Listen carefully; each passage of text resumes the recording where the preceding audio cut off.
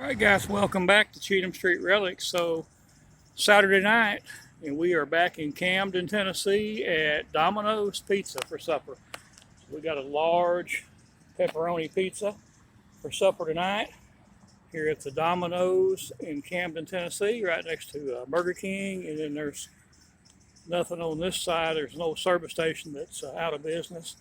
You see McDonald's across the street, and then Wendy's that way across the street. But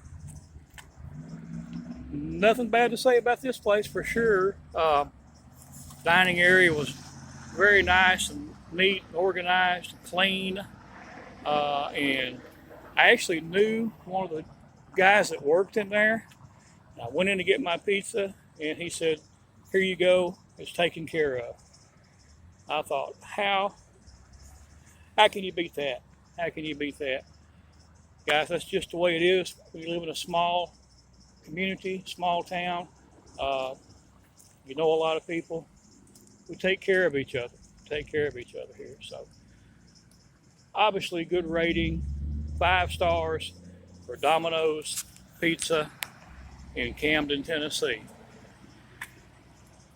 All right guys, we'll catch you on the next video.